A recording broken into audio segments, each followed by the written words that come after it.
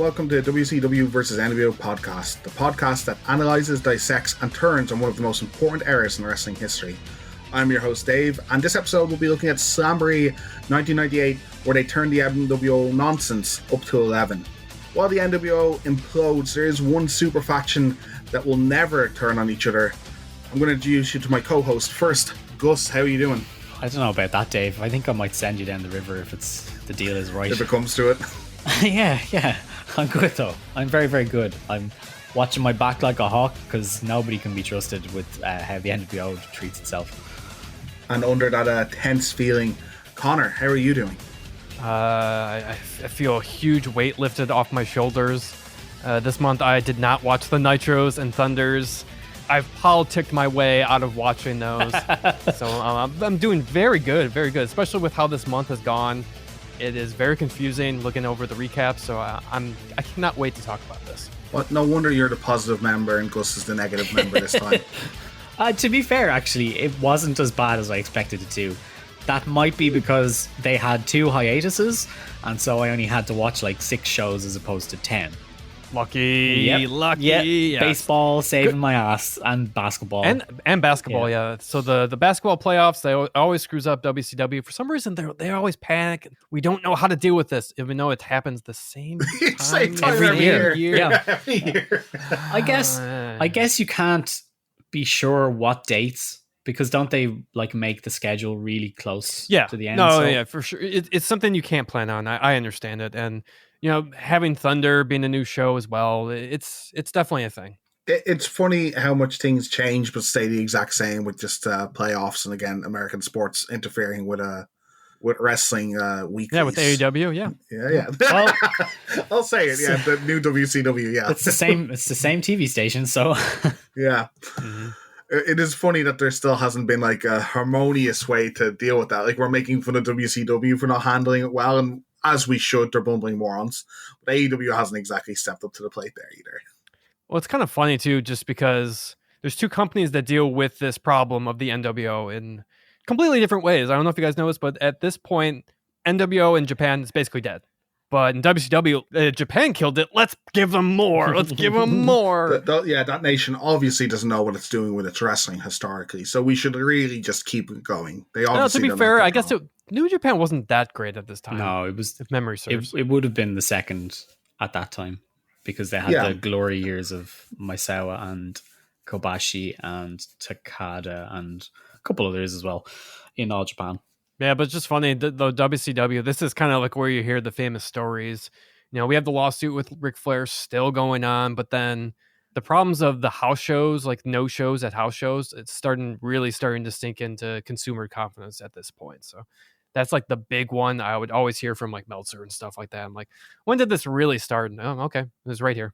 A lot of wrestlers are hurt, and a lot of wrestlers are just really, really pissy right now. You can feel it. I think there's tension on the show. You can see it. Gus was pointing it out. He felt it. And I thought I was being weird and reading into some body language that wasn't there with some of my notes, but I'm glad you two could see it too. As we said, we're going to switch responsibilities this week. We have uplifted Connor, not having to delve into the crap of the Nitros and Thunders, but someone had to. Gus, what did you see on these shows? First off, it wasn't as bad as I thought it would be. It's a lot of wrestling to watch still.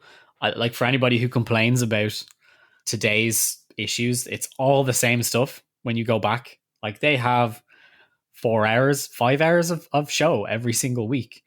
And there's so much to do, and they don't fill it properly at all. There is multiple recaps throughout the show. That was one of the notes when I was looking at your recaps. Like, wow, they do a lot of rewinds and things like that. Yeah, particularly the first show I watched. I don't know what was going on, but they would do a recap of the main event from the previous week, the Nitro that we watched. The main event angle would happen, but you would get 15 seconds.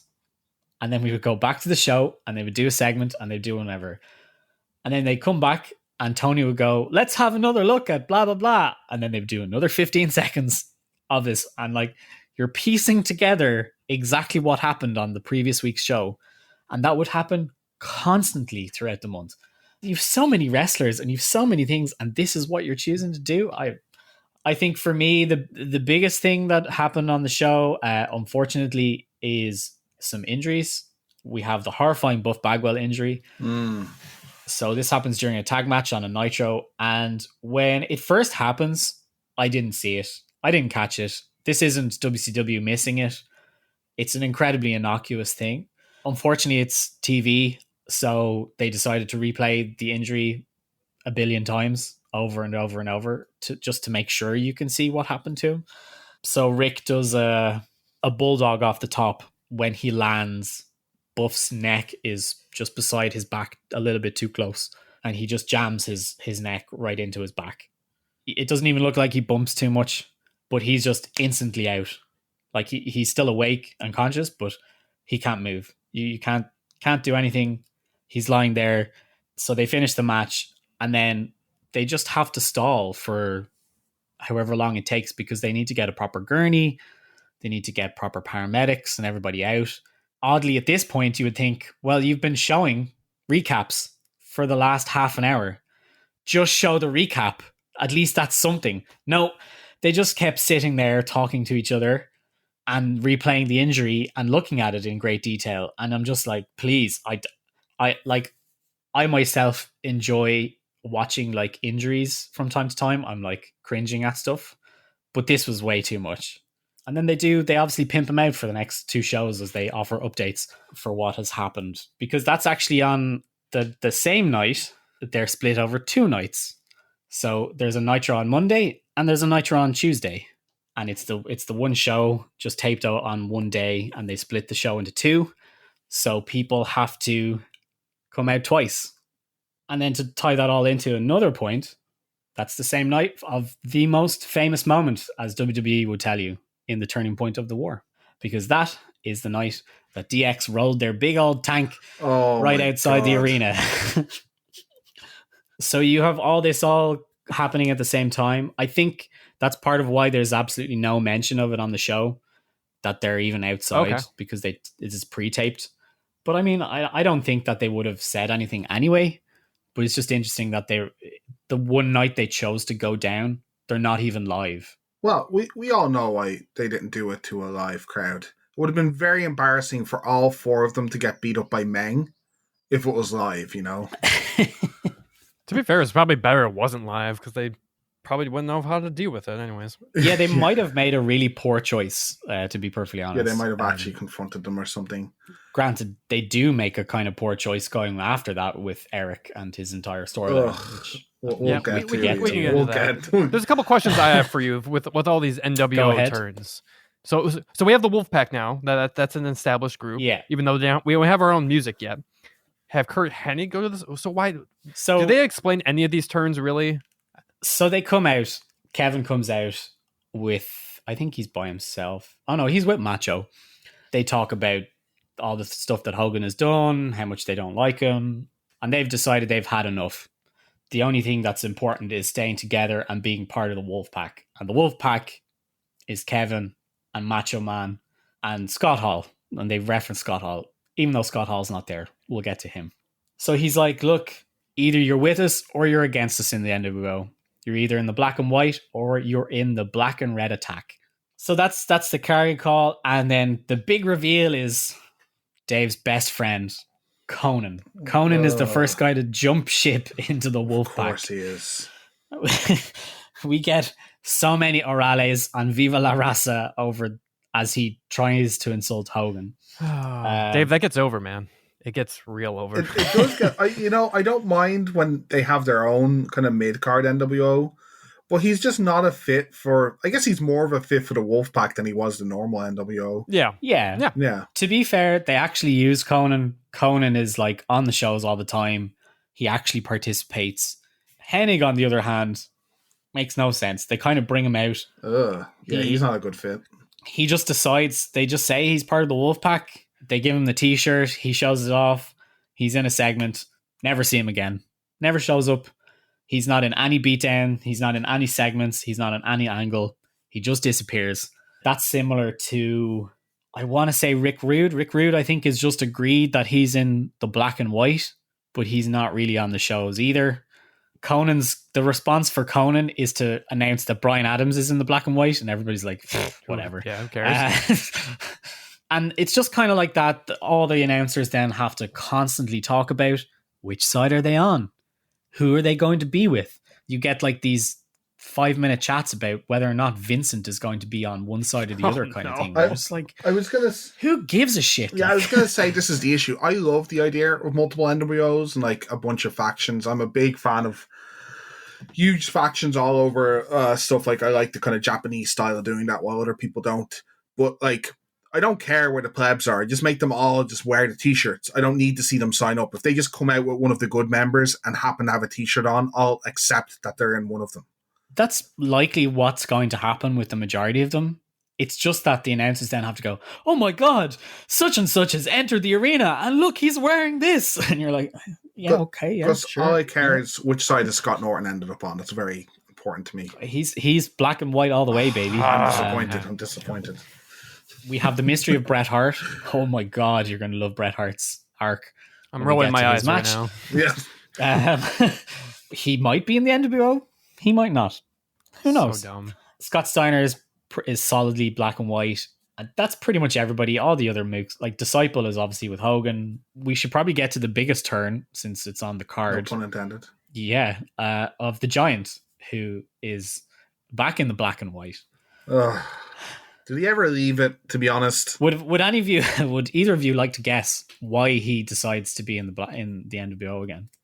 I'm going to go with they didn't know what to do with him. Does he verbalize that somehow? It would be nice if he just broke the fourth wall and was like, they really don't know what to do with me, so I'm in the black and white again. I have to be opposing Nash somehow? I don't know, man. So I think that's what the subtext of it is, that he hates Nash, so he can't be in that. But when questioned, he goes, I made a decision. A decision of what? Think the NWO. And that's it. So there's lots of suggestions that he did it for money, he did it for power, he did blah, blah, blah. But there's no explanation. You can see why this company goes bankrupt. Yeah. Poor Giant never stood a chance in his entire career, did he? Like, I didn't know his numerous turns started this early. I thought that became a meme much later in his career. No one really ever knew how to book this lad, did they? Yeah, I mean, I don't know. I guess when you're that big, there's a lot of issues for booking because it's very easy to make them too strong and then nobody can ever beat them, kind of thing. Yeah, that's not fun. Did it ever get better than him laughing maniacally in a monster truck? Because I think it was all downhill from there, to be honest. Yes, agreed. He does have some good emotion, to be fair, he does. In some of this. And Sting does too at the very beginning of this month when they challenge them for the titles. He actually has a bit of interest in his promo and he manages to call back to the spot the dog jokes that Kevin makes over Arn Anderson. Yeah. But then Sting isn't really on the shows after that. So beautiful. Sorry. He kind of just disappears for a while because everybody else kind of takes precedence. All the NWO stuff is constantly on it. Randy is all over the show. Brett, I imagine. Brett. Well, he's kind of there, but he doesn't really do a lot. Perfect. So yeah, it's pretty good. And that's probably the main other factor that I would put into it is I have not seen so many pay-per-view quality choice of match, not the actual quality of the wrestling, on free TV than this month. And it's just insane, the stuff that they're giving away. Mm-hmm. When I was younger, I always read these things and I never got to watch too many of the Nitros, and I went back and watched some pay-per-views. And when they said they gave away these matches, I always assumed there was 20-minute like main events. And I'm like, this must have been the best world for wrestling fans where they got to see these like dream matches. And now that I've done this podcast, I'm like, there was shit on Nitro, and then there was slightly less shit on the pay-per-views. And there was never like, there's these like dream headlines, but it's like clickbait from nowadays, right? It was literally like turn to channel bait. It's like Brett versus someone you'd never think he'd fight in a 10-second run-in match, you know? That's the other problem with it. There are never any clean finishes. They never have just a straight up wrestling match. And I think outside of the Goldberg Raven match, every other match I don't think finishes correctly without some sort of schmozzle or screw up or anything. I want to go back to something too of when I was a kid. This whole Wolfpack thing, it still really bothers me that it's called the NWO. I wish they would just call it the Wolfpack.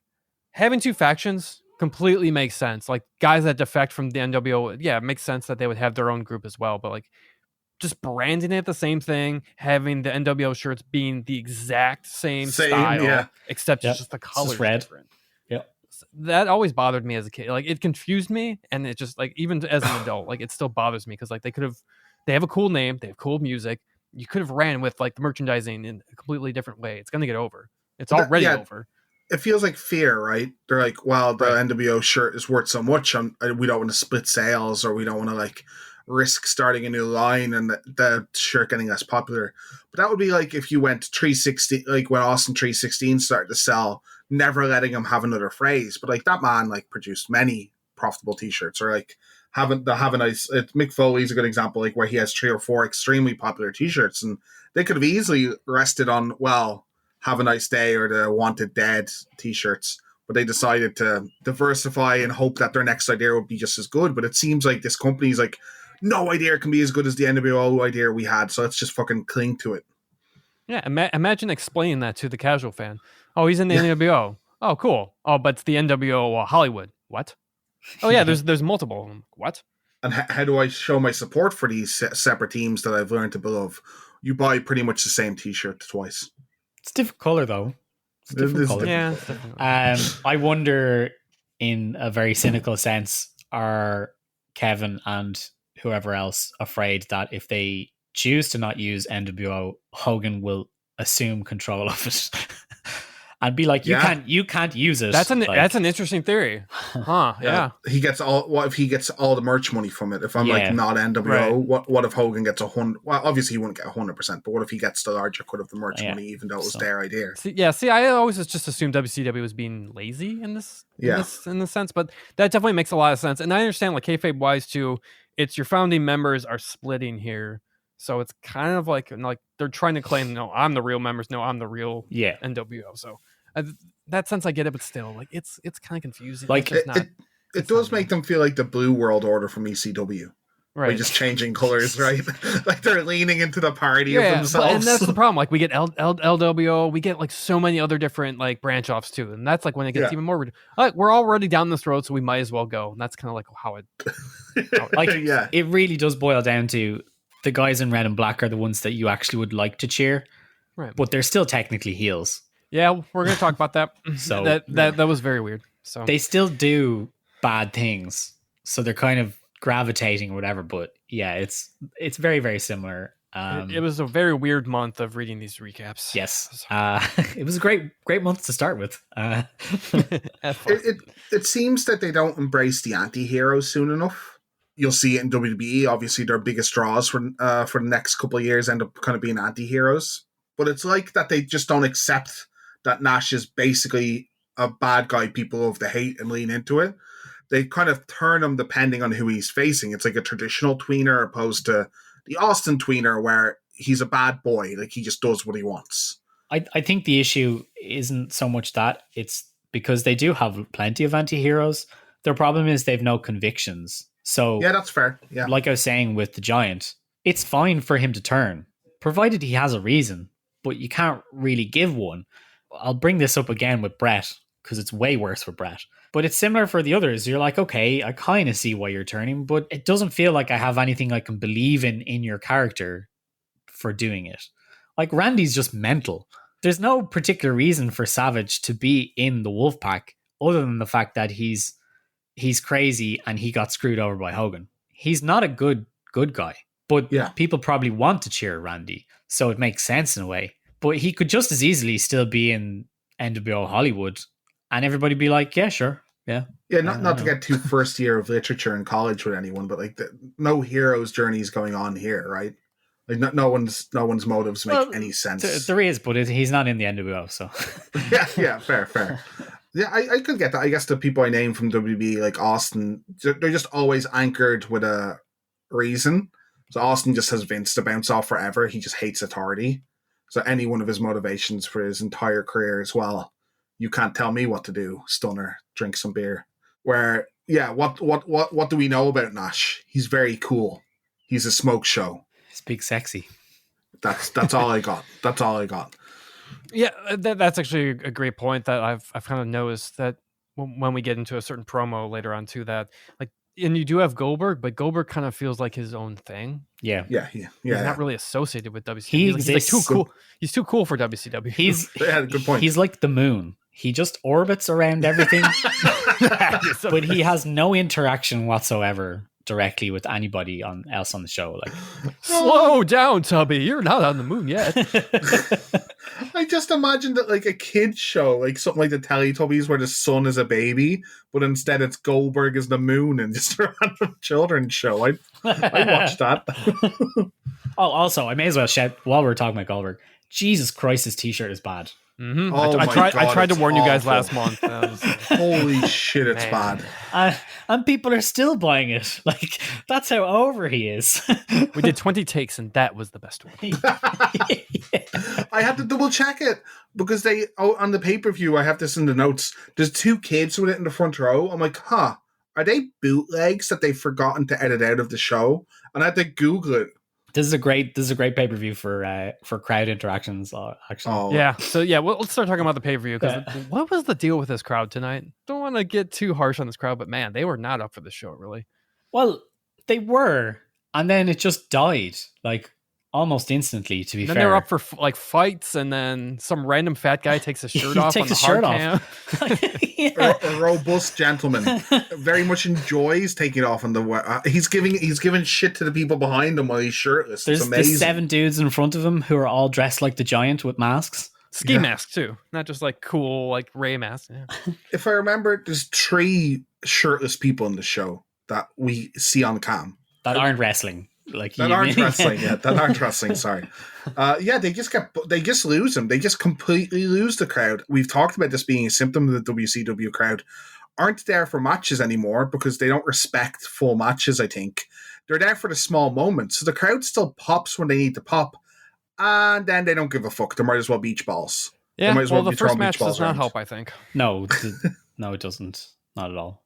We'll jump into the pay-per-view. Our Nitro recaps are, as you might have noticed at home, are getting a little longer, but that's because we're getting into some of the juicy Nitro era. You can see when everything was, sun shining and making hay, we didn't have much to talk about. Nitros were fine. Now they're kind of hot messes, and we've had to go through them a lot more. Well, it's compared to like 97, where the whole year is a build to one pay-per-view. Now we're not building to anything. Let's just what are we doing next week? I don't know. Throwing it on the wall. Now, I will say there is some good bits of continuity, but it's not with the NWO stuff. I get the sense that Finlay had been wrestling a bunch of random mooks on like Saturday night before he wins the title, but so he wrestles Chaos of High Voltage one week, and then he beats that guy. So then the following week he fights Rage of High Voltage, because the other guy, like, you can see he goes, well, if you beat my partner, you're gonna have to beat me too, kind of thing. Like, and it's all kind of the backdrop for the main story around the TV title, but they at least have these little bits that you're like, okay, somebody's like has this little run with stuff and he gets to be on the show, and like, it's okay. It's just not the main thing. It's not the thing that everybody really wants to see. Yeah, we'll jump into that. It's one of the first matches of the night, and we can talk about how some of the lower card has more continuity. So the open vignette is a bit different, a lot more dramatic, some really solemn classical music over skyscrapers being demolished, cutting between Brett and Savage and Sting with different like descriptive words under them. And I take it much more seriously if the name of your pay-per-view wasn't Slamboree. Not different words, by the way. 3 words. The entire thing says controversy, power, outrage, controversy, because they can't think of a 4th word, so they use the same one. It's Bischoff, man. Bischoff loves that word. So the D's from Dodgeball: dodge, duck, dip, dive, and dodge. I'd completely forgotten that. That's hilarious. And I don't think any of it relates to anything that's to do with the pay-per-view either. Yeah, well, that was part of it. I was trying to just grasp like what was going on through this. So this promo package sent me up. I was like, oh, I got some questions. I got plenty. I can confidently tell you, it did not help with explaining what the show was. It's a complete failure. I love that they put controversy under Brett. Like, ooh, remember that thing happened to him a couple months ago? Controversial, right? Oh, Jesus. We're so past that now. Yeah. Like Austin has just exploded now. Like nobody cares about that anymore. Come on. We're doomed to listen to that event for the rest of our lives anytime we talk about this wrestling era. Ugh. Of course, Dusty isn't on commentary. He's still NWO in his fabulous red jacket, which we'll get to in the main event of tonight. But it's Tenay, Shivani, and Brain, and they just do a breakdown of all the feuds. Nothing we're not going to go over in the recaps and the matches. They show, though, Eric challenging Vince McMahon to a fight on pay-per-view on I think it's the second last Thunder coming up to the they fucking pay-per-view. Start the show with a Thunder promo. A recap. What the hell? With a recap. It's so cringy. I know people love doing this. We've discussed you can't pinpoint a moment WCW goes wrong. It's a multiplicity of things, but you're all wrong. It's this. It's fucking this. It's the most petty, stupid thing I've ever watched. And if I was watching wrestling at the time, I'd be like, no, I'm never watching WCW again. It's done. This might be worse than the Hulkster stuff that they did when Hulk left. It might be worse than that. It's on the level for sure. That was the second promo he did, Dave, not the first. Because that is the response to his first promo.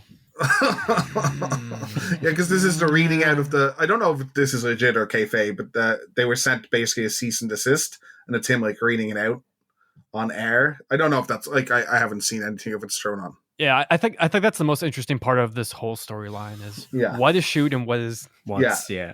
Because then, of course, there's the rumors that Vince was looking to fight him, which is, I don't know, Vince McMahon's a complete... raving lunatic, so that could or couldn't be true. This is way... I thought the DX Tank thing was petty, because it's DX thinking they're also way more important than they are to that era, of course. They're upper mid-card kind of talent at that moment when they do this.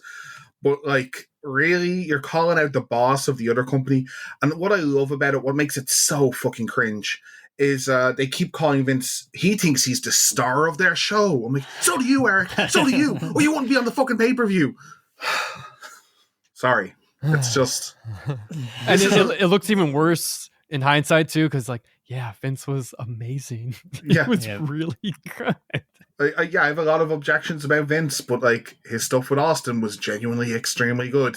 You know, whether how he found it or not, or how long it took him to get into that role, he was very good in this role, a lot better than Eric was. And particularly in '98, this is when it was so fresh and they were doing great stuff. Yeah, they were killing them. I stopped watching wrestling in '99 because I've seen enough Vince. It's tired out. I understand why they have to do it, but they ran Vince into the ground.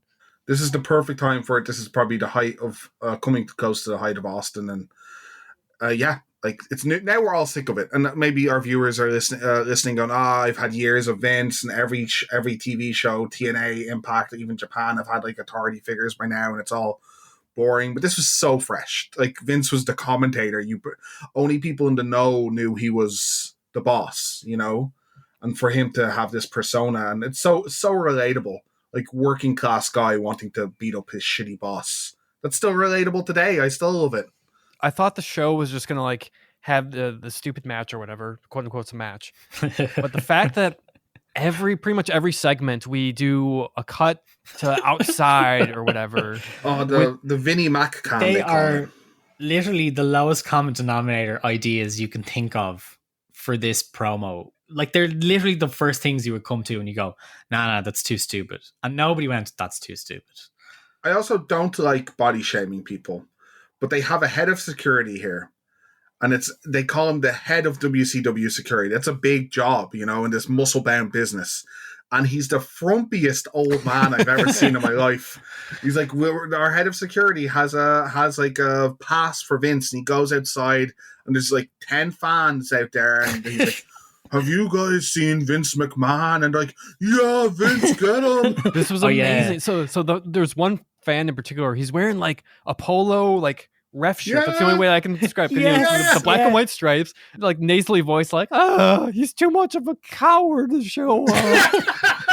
It's something from Simpsons. It's the typical nerd from The Simpsons. I'm just cringing so hard as Doug Dillinger goes, hey guys, has any of you seen Vince? Like, what the fuck? Like, how funny would it have been if the segment went wrong? It's like, yeah, actually, he's over there. It's Vince, Yeah, he's Vince just eating his steak wrap, ready for the fight. standing across the road, like just on and look, we even have a badge for Vince. We even wasted money on this. Forget the helicopters. We got badges now for Vince McMahon.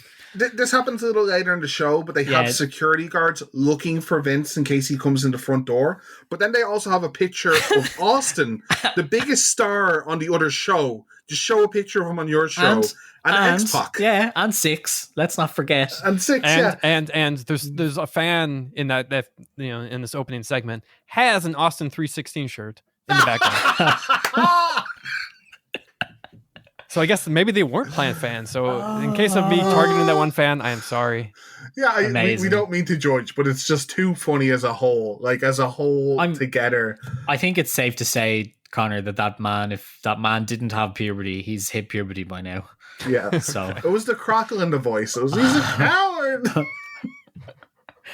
All the signs that were like Vince is scared to fight Eric and stuff is just... I'm figuring because we're talking about them all, there's like 4 of these segments throughout the show, and we probably won't reference them too much going forward.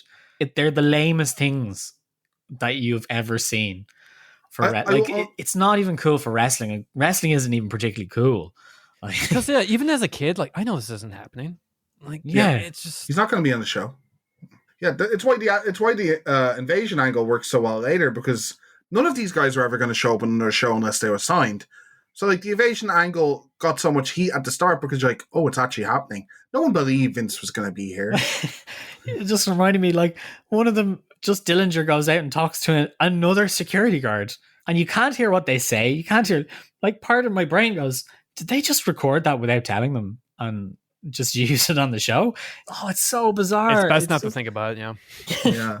We're talking about it all now. I'll make note of when it happens, because once or twice it breaks up builds to matches pretty fucking severely. I have some good notes. There's some excellent comments from Tony that they have to be said. Yeah, fair. First match of the night, though, we'll jump into it after these shenanigans. Let's see if we can refresh our palates. We got Fit Finlay, who's the TV champion, versus Chris Benoit. Last TV champion we saw was Booker T, who had been feuding with Benoit for the title. What happened?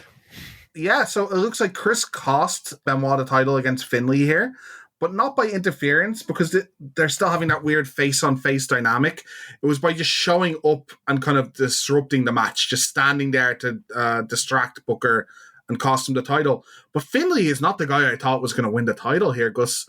Have you got to see much of him on the Nitros? You were talking about him a bit. Yeah, so very briefly, immediately after the pay-per-view, Booker comes out and says he's annoyed at Benoit. Benoit claims he won the match fair and square, because if you remember correctly on the pay-per-view, Booker tapped, but there was no referee. But Booker is aggrieved at Benoit because he didn't like the way that he pushed the referee and he was doing dastardly things to try and win the match. So that's why they're still feuding. They disagree on their methods.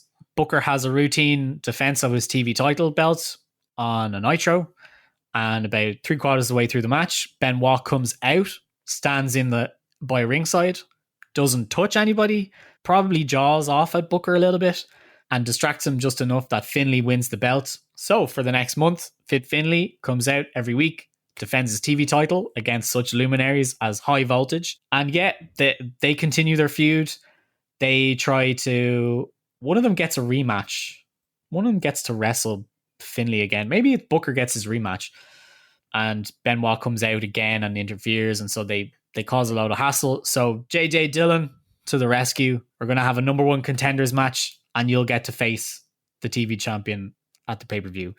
So this is Benoit has won a match for the TV title. On paper, this match should be an absolute brawl, right? These two known for being pretty stiff workers, especially Finlay at this kind of age he's at. Apparently they've both actually had a pretty storied history in like Europe and stuff, so they know each other well. And by all accounts, two decent workers. I'm not sure the match quite plays out like that, but we'll jump into it.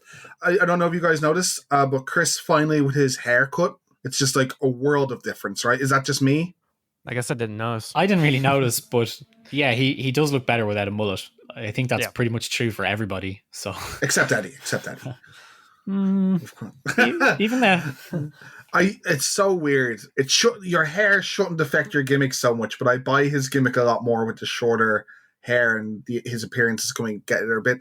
Saying that his appearance doesn't really change from now till ever. This is kind of just what he brings over to WBF. Yeah, and out of all the guys that have like mullets, I think he actually pulls it off pretty well. Like it doesn't look outdated with him for some reason. Something like Eddie or Shawn or something like that. Yeah. Finley's out with the championship, and it's also kind of nice for me. I did not see any of Finley's early stuff besides like a match or two with Regal, that he doesn't have a shillelagh or a fucking leprechaun with him. He still has the big shamrock, as Connor pointed out to me. I kind of missed that on the pay-per-view. But as an Irishman, I really hated that era of WWF. Do you guys like this guy? I know, is he your boy? I mean, he's from your guys' pond, but I never really liked him. He's an Irish guy in sport that by account isn't a complete scumbag, so we have to. That's just how our country works, unfortunately.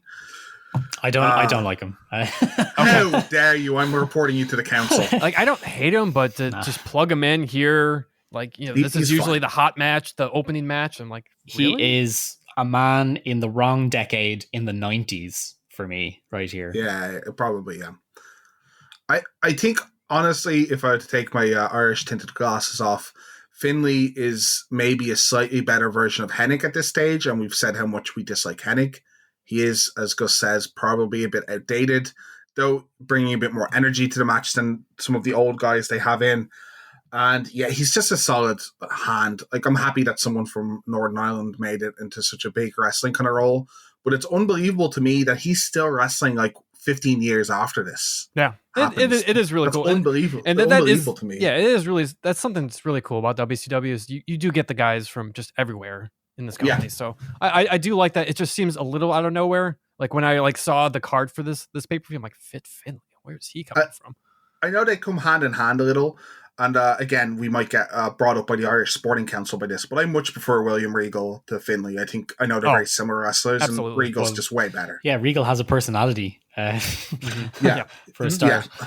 How do they describe him at one point?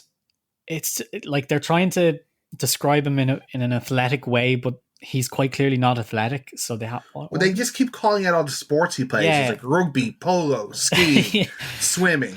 I'm like, yeah, I guess we got it. Like, yeah, I guess they're just trying to get across that he's like very capable and like a very high floor as a person. But because they can't really show visually that he's very athletic, they're like, how are we going to get this guy over? You know what's funny? It's really funny. They did the same thing with Cesaro. Do you guys remember Cesaro's early days? Oh, it was not like this though. No, but they still did a similar thing where they're like, we want him to be this intelligent brawler, so how do we do that? Well, he speaks a bunch of languages, we'll say him that, and at least he can demonstrate that. But he's also like, he plays rugby, and he did skiing, and he did this, and he's a weightlifter. I'm like, it's such a weird thing to do for a wrestler at all, because you can't contextualize that, you can't vision that. If you tell me someone plays a sport, one, it doesn't matter, because I don't know if they're good at the sport or not. If you're like, he lifts weight, and I'm like, well, I didn't say well.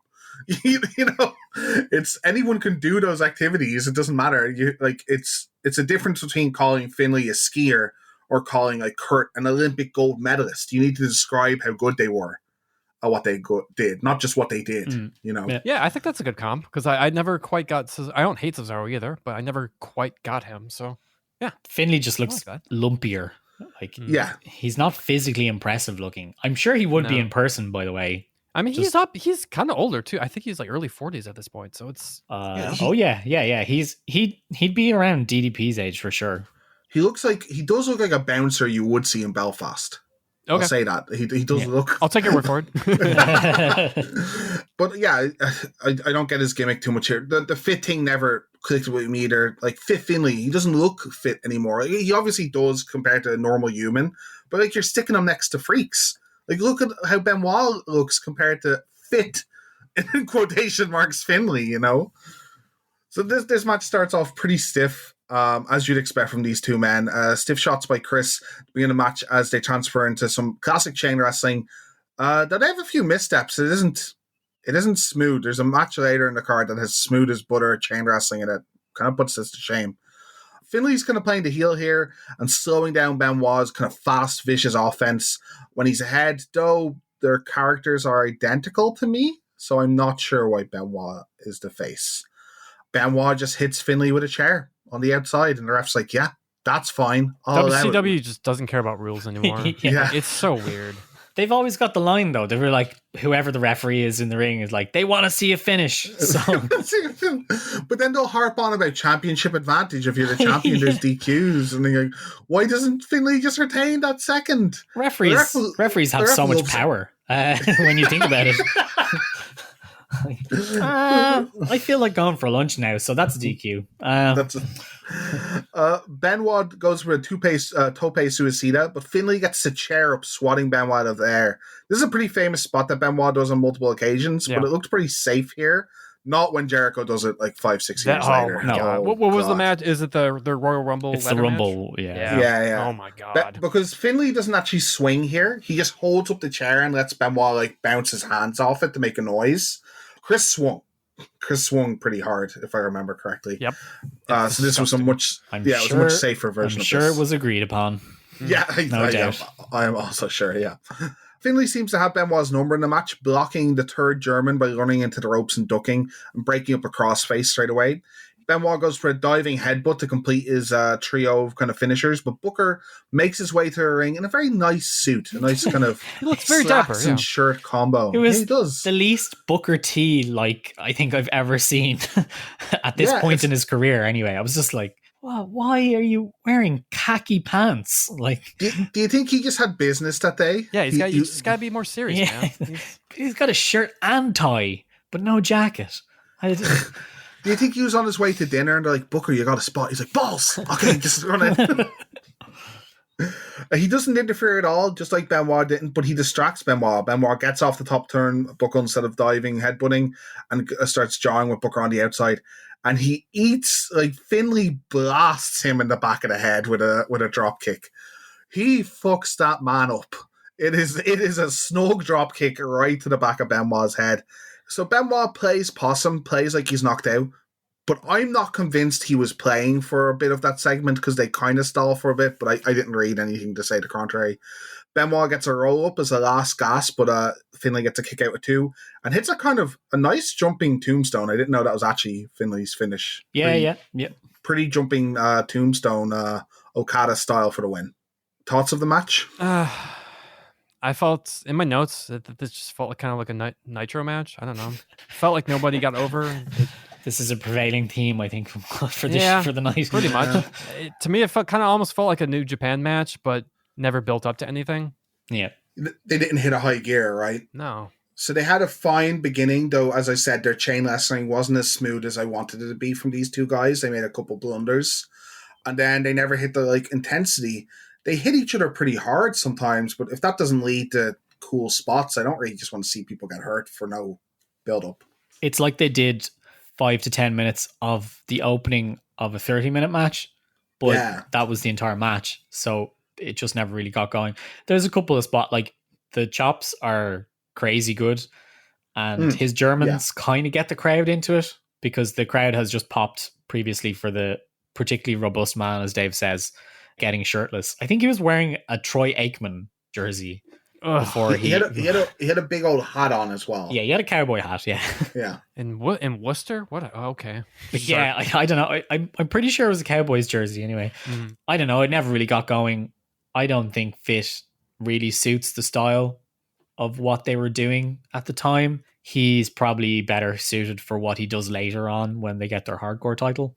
And Benoit, like, you can see that people are behind Benoit, I think, now. They like seeing him and they enjoy his matches. It's just the crowd is really weird. Kind of surprised, though, because he keeps losing matches. Like, when's the last time he's won a pay-per-view match? So what's interesting about this feud is we've had definitely objections about it, but even though I don't think it's been good or concise, it seems like the crowd are warming up more to Benoit and Booker.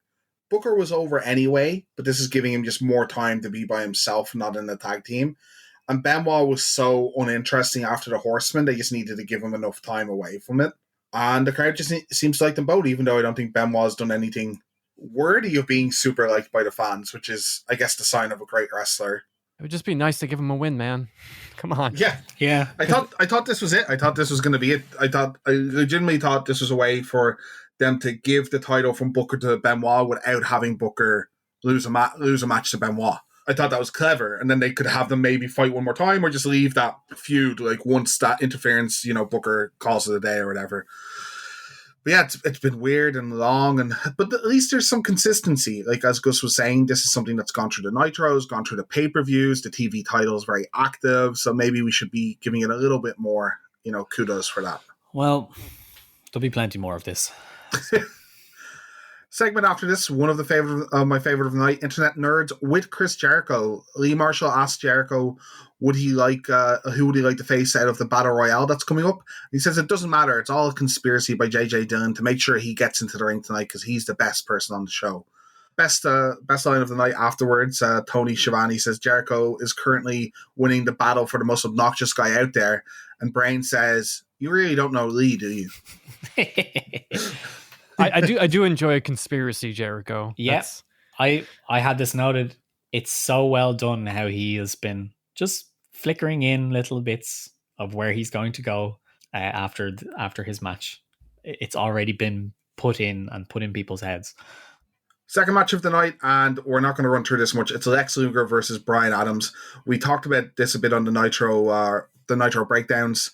Lex Luger is kind of getting vengeance on the people who've injured Rick Steiner, but this is Bryan Adams. Why isn't this happening on a Thunder? Why isn't this Scott Steiner, like the actual upper mid carder of that group of the NWO? Why do I have to see Luger squash Bryan Adams? Why do I have to see Bryan Adams? Just forget this whole angle. It's even worse that we know that we're never going to get the payoff between Scott and Rick. We're so far away from it at this point. I wouldn't mind it. They're like, Rick is injured. We can't do that. I wouldn't mind the conclusion of this feud being Lex versus Scott. It's not a match I'm that dying to see, but they're two big draws, and they're paying both of those men a decent amount of money. Use them. Why is Bryan Adams anywhere that isn't Thunder? Well, I like me some Bryan Adams. Here we go. This is terrible. Here we go. I'm not going to defend this at all. I just think they could have used him in a better way. That's fair. But that's fair. Is awful. To run through the match in a couple of seconds, because there isn't much for any of us to say. This is Lex dominating for a lot of it. Vincent getting involved. That's Adams being controlled for a little while, including a pile driver that almost ended Lex Luger's career. Very scary looking. He double jumps to do it. Yeah, jumps on his head too. It was Luger. He was going for a back body drop. Bryan Adams kind of jumps on top of his head instead of just pulling his head under his legs. It's very I odd. think Adams got very lucky not to end Luger's career there, to be honest. Very happy and Luger didn't get hurt there. I guess Luger gets to do this sweet, they go mad over it. It's only a little nice. Adams misses a clothesline and Luger just slips behind him and puts him in the rack. That's a nice transition from what he usually does, but we shouldn't be patting him on the back too much. Well, they call it a variation, but it's what you said. It's a transition instead. Yeah, it looks almost identical. Pretty much the same the way he always does it. When they said he's never done that before, I'm like, I believe that, but that makes it sadder. Yeah, I just assumed they needed to have Luger on the show. They don't know what they're doing with him, but he's too important. Over. Yeah. Because he's friends with Sting and he's interacted with a lot of the main players. So it'd be weird for him not to be on the show, I guess. I don't know. It was terrible. It shouldn't have been on the show. It should have been on a Nitro or something instead. There was no heat in this match. Yeah. Nobody cared. Also Luger's angle is he wants to really hurt the guys that hurt Rick. But he doesn't even hold the rack on for a while after the match. Or he doesn't chase Vincent and put him in the rack and be like, fuck you hurt Rick as well. He just lets it go straight away and he's like, that was my paycheck. I'm going home. There was I'm going to go to Sizzler. 3 promos total about this match. Yeah. So this is one of the matches in the early card, because in general I think the people in the early card are trying harder than the people in the later in the card. But Lex is one of the guys I don't feel the energy from him anymore. It doesn't look like he's going out there and having fun. It doesn't look like he's going out there and working a match that he thinks will get people over or himself over. He's like, yeah, I'm going to put this jabroni in the rack and I'm going to cash a paycheck. That's a lot of what it was. Yeah. The old thing that used to work for Luger in 97, rack big dudes. It's not working anymore. You can only do it so many times. He's no character. No. Well, he Stings, mate.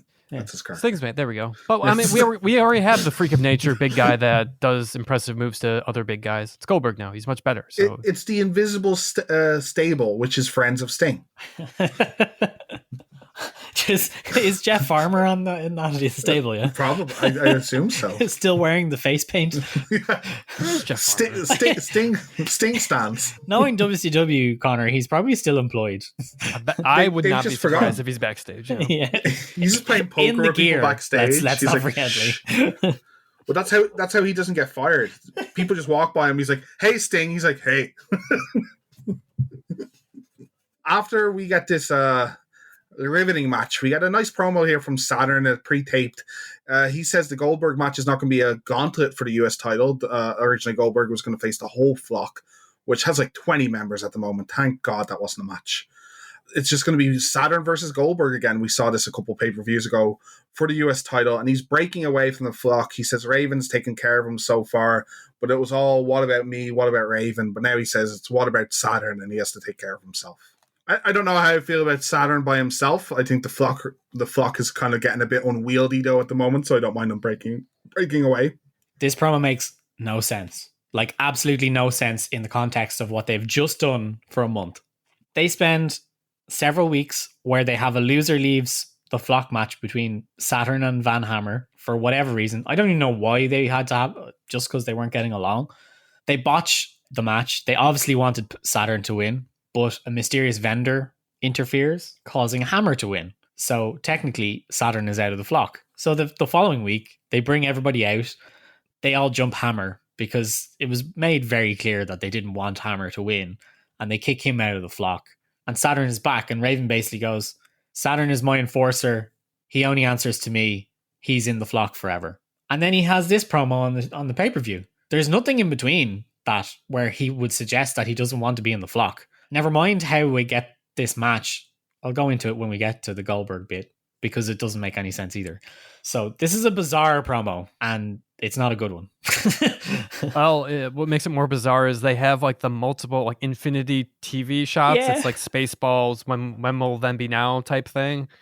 One thing I could say I do like about Saturn changing his look though, he like cut off his hair. Looks a lot better. Yeah, he looks. Yeah, bald Saturn's way better. Can at least take him a little bit more seriously. I love how Tony says though that we need to talk about this, but we can. So go to Dave Penzer. Jericho interrupts Penzer though, as he does his introductions, because Jericho's out to do the introductions for the Cruiserweight Battle Royale. And this is fantastic, but like tragic, but fantastic. He has an introduction for every one of the members of the Battle Royale. I think it's 15 people. But yeah, 15, 15, but none of them react. And I don't know if they're supposed to or if they can't hear him great. But some of them should probably be like, fuck you, Jericho. You know, but they're all just like dancing and coming out to the same thing. One of them does. One of them reacts on camera. Johnny Swinger does. Oh, yeah. He does directly to the camera. Fuck is Johnny Swinger? So I was thinking like, oh, maybe it just occurred to me there. I could do a quiz for you guys, see if you can guess. But maybe I should leave it for another show. Yeah. Okay. So then I can give you guys the names and beforehand. I have a quote for every single person written down because they're that funny. They're pretty great. Some of them are pretty fantastic. Yeah. What was your favorite one? Oh, personally, mine was Silver King can be upgrade to Gold King. Yeah. with like 10 more wins. It's so good. I particularly liked the Lenny Lane one. Because he was like, I want my Loverboy tape back. I just kind of like the Barb at Jannetty, just because Jannetty's still in his full rockers gear. That was pretty funny to me that he acknowledges it. He also corpses one of them, and I can't remember which one it is, but he proper corpses one of them, which is amazing to me. I have to go back and watch it.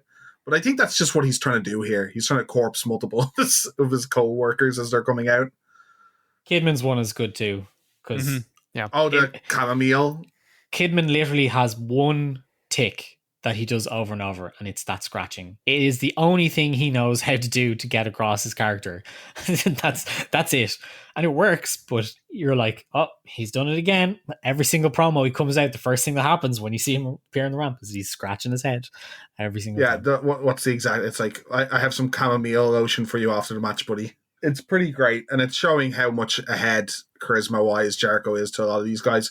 But also, I don't know if he's getting these chances or like he's just grabbing the mic, telling them, I'll do it, and just grabbing the mic and being ballsy, or that they just like him, you know? Yeah, it's pretty impressive. I mean, he has to do this in like a pretty short amount of time because each of the cruiserweights, they come out. They don't Fairly take quick. like a break. It's a steady stream of guys that's just coming out. So Jericho doesn't miss a beat. This is really well done, even though I thought maybe it took a little too long, but Jericho carried himself well. I like that. He's like, I'm going to get a cup of coffee. I'll see you guys in a bit. And they show him backstage watching the match, and he is just drinking a cup of coffee. That's good continuity. And he's not looking at a TV sideways. I have that note. Yeah. Oh, yeah, it's perfect. He's just smiling, watching away. There's not much to note in this match. Let's go over the rules. We should go over the rules. So it's a normal battle royale. All 15 men start in the ring. You can pin. You can pin, so it's not about... You can pin, but no one does get pinned. No. So I thought they had to be fair, pin. like, why would you in that situation? I thought they had the pin clause so they could pin the final two. One of them would get pinned.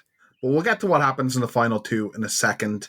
There's not that many noteworthy kind of eliminations, like one maybe spectacular one, but it's just all the guys you've seen on pay-per-view eliminating all the guys you haven't seen on pay-per-view out of the list of wrestlers, to be honest. And the final four are Cyclope, Kidman, Psychosis, and UV. So like a lot of people that we've seen, and one that we haven't seen that much on TV at all. We get down to the last two, which is UV and Cyclope, and they circle each other in this tension, and UV's pumping up the crowd, and there's a long pause. Pause felt like it was a good 2 minutes long, and they shake hands. And UV just jumps out of the ring, eliminating himself. Little handshake for good. May the best man win. Wait a minute. Juventud just eliminated himself. Juventud just eliminated himself. Wait a minute. Cyclope, what's he doing here? He's unmasking. That's not Cyclope! Look at that! Dean Malenko! He's back! The man of 1,000 holes! The man that will face Jericho for the title right now! Everyone standing! And we're off and running! Cyclope starts messing with his mask as Jericho gets in the ring. It's not Cyclope. It's one of the best moments in WCW history. It's Dean Malenko under the mask after losing his smile and leaving because Gene Okerlund needled him mercilessly in the middle of a ring for no reason that one night. Has it been like 2 months since he went? Yeah. So to follow on this, the entire month, every single week, Jericho comes out and he brings out a portrait of Dean Malenko, and it gradually gets more and more wrecked. It gets permanent marker written on it, so he has like a fake mustache, or he has glasses, or a forked grin. Every single week he cuts a promo and he talks to Dean and he grinds him down and he ridicules his family and he just gives him nothing but shit for the entire month. And on top of that, he is repeatedly beating anybody he wrestles. Never close. He's constantly defending the belt, and he's just the best cruiserweight. And he says so, and he's like, nobody's fit enough to beat me. And this is how we get the Battle Royale, because JJ Dillon comes out. He's like, you're right. There isn't one person who's good enough, but we're going to try and find a number one contender. So we're going to have a Battle Royale. To which Chris Jericho has the best line as always. And he goes, so you're telling me after a full Battle Royale, I immediately get to wrestle that guy? And he goes, yes, Chris, you do. Good. I like those odds. As you should. Yeah. Yeah, I like that. So he's been on fire the entire month. He has something every single week. He's still taking his trophies, and he's still taking the piss out of absolutely everybody at every opportunity. So seeing his face when Dean turns around is brilliant. Gold. Absolute gold. This is such a good comeuppance. They've been building this part of Jericho since he won the title, this absolute jerk. I saw some reviews, so I read other people's reviews of these shows in case there's any hidden information before this. And I saw 2 separate reviews suggest that Hoovy just jumping out of the ring is stupid. But Jericho has bullied the shit out of Hoovy. If he knew about it, of course he wants Dean to be there to smack Jericho around and give him this massive surprise. It makes nothing but sense, I think, to me, that Hoovy is kind of in on it, and he plays cheerleader on the outside of the ring when the match happens as well. I actually thought about this too, because in kayfabe sense, it came together as I kind of read the recap notes too, that I think the Luchas just kind of we've had enough of this shit. We need something in our bag, or Dean talked with them, we need to come up with something, and let's try to work together here.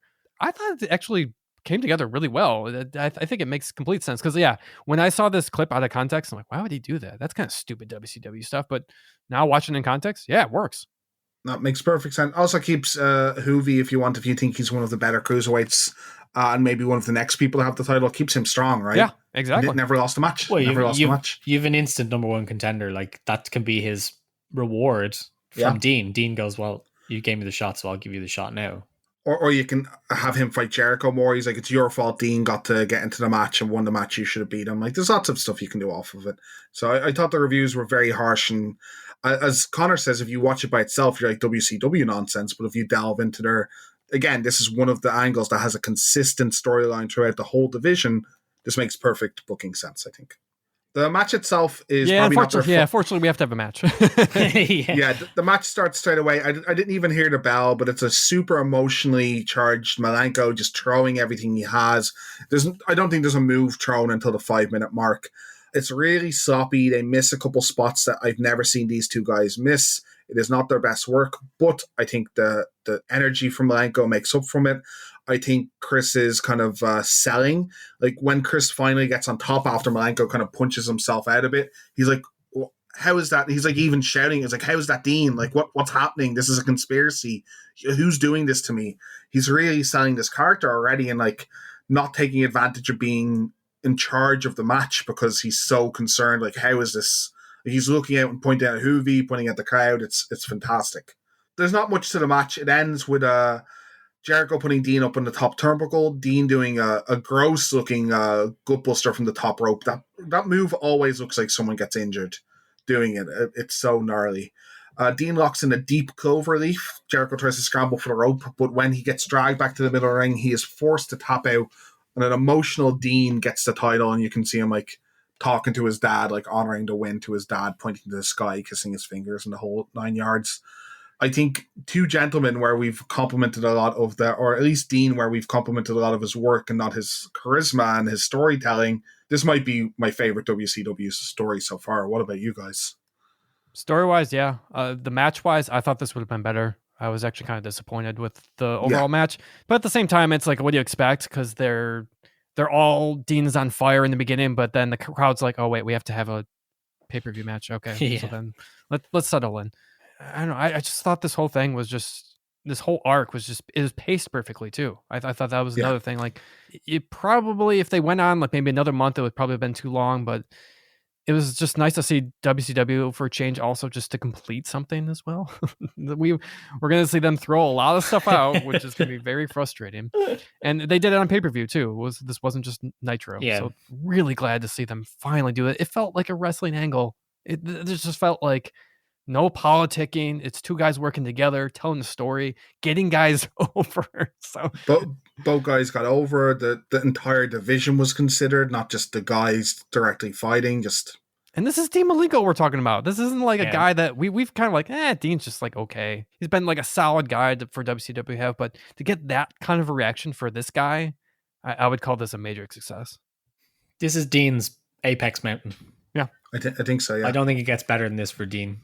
Like you said, he generally has no personality whatsoever. So to see him be able to convey that emotions finally in a match, yes, it was sloppy. Yes, there's a lot that could be better, but I don't think it's going to get better than that. I think this is probably the most rewatchable Dean match, once you know the context anyway. It kind of reminds me of Punk Cena because it's all the emotion.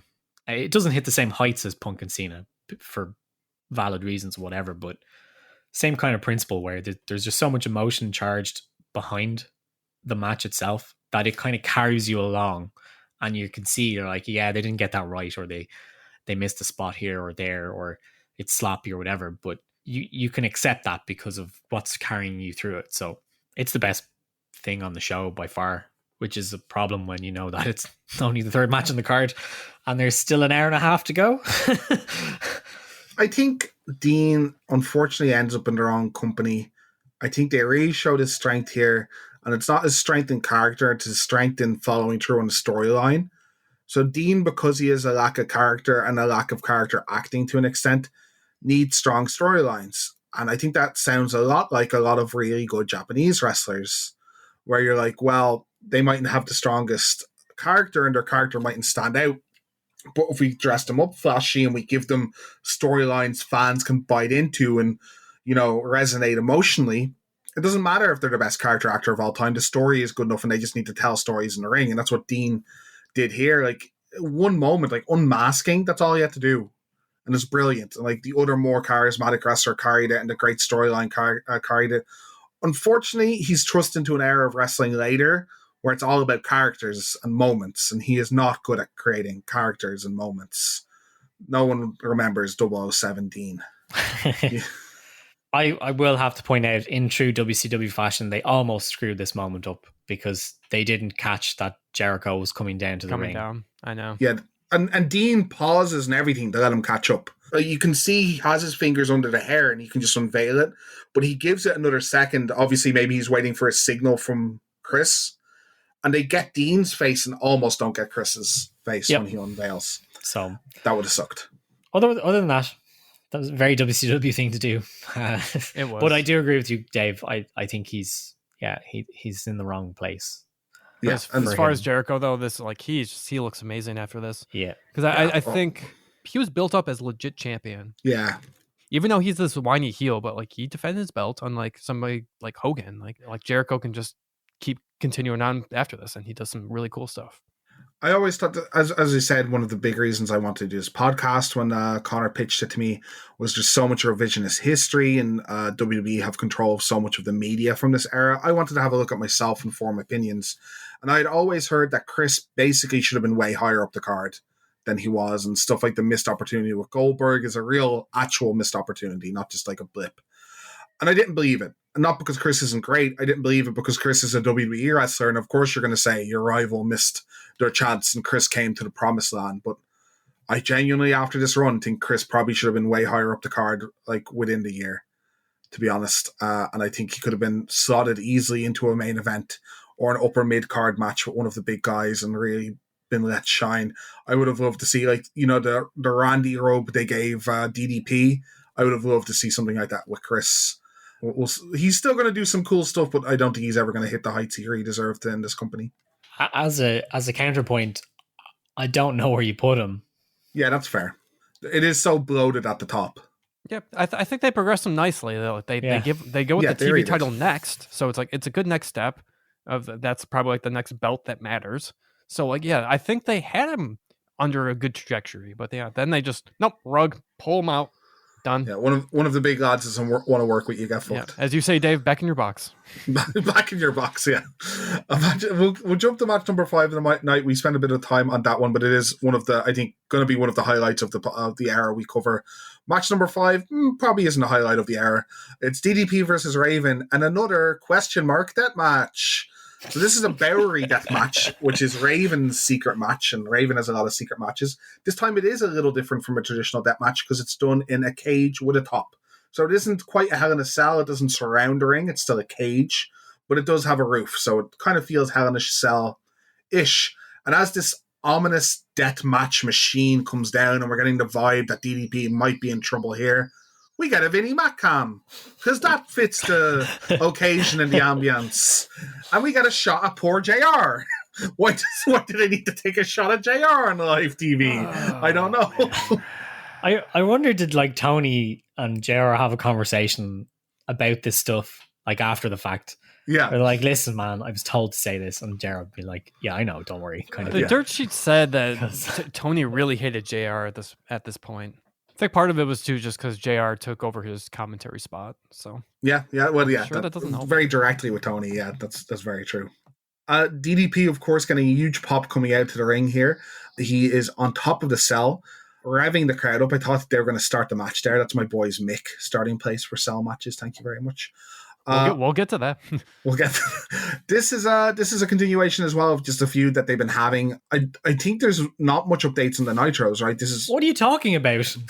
I thought it was just the other Flock stuff happening and they just happen to still be fighting. I mean, there's the 4 guys coming out with them. That's new. I was going to get to that in the Ravens entrance, but yeah. So the basis of the feud is just that DDP doesn't want to let it go for whatever reason. I don't know. Stubborn guy. He essentially harasses Raven for a couple of weeks over stuff, and he like brings up family issues and whatnot. A very face-like thing to do, face, you know? Yeah, pure face. At one stage, he gets a bull rope and like hangs him from the top rope to the outside. So you get this kind of cool visual of Raven struggling against the ropes with like while he's being choked by DDP. Again, very face move. So good old JJ Dillon has to come to the rescue, and he comes out for a promo with Raven to find out that Raven has filed a workplace grievance with the company because he feels that he is working in an unsafe environment and that WCW is not doing enough to provide for his safety in his capacity as an employee of the company. Okay, so they're kind of continuing the fan attacks from the previous month. Okay. Yeah, so there's that, and then there is this mysterious vendor, which they don't really reference. So JJ Dillon goes, "You're right. We'll follow up on your request, and we'll give you these Riot guys." The Shield, yes. So, like, me looking at it instantly as a person who's watched wrestling for longer than 2 decades now, I go, oh my God, somebody is going to interfere with this. Because they're always wearing helmets that you can't see their faces. So, miraculously, nobody has interfered as of yet as a Riot member. They have been legitimate security guards for him up until this point. You're telling me that this rivalry birthed both the concept of the Shield and the People's Champion? Kind of, yeah. All-time great feud. So DDP has been asking for a match, and Raven eventually accepts, but he's like, only if we have a Barry death match or whatever he calls it. They never explain what it is before the pay-per-view, so nobody knows what it entails, other than it's essentially Raven's rules. The announcers love this. Like, it's their great crutch. They're just like, oh, it's Raven's rules, so you know it's all fine. Is this necessary? I don't think so, to be perfectly honest. I do love these two guys in general. Raven comes down to the ring, by the way, accompanied by said Riot Squad. These guys have great chemistry, and I kind of wish they just had a straight up match with no bullshit. That would be nice. Yeah, the psychology is nice here. Let's have this kind of cage match where nobody can get in. It's like a locked up cage. So in theory, there's no bullshit, but of course there's. Yeah, but it somehow has the most bullshit, despite it being.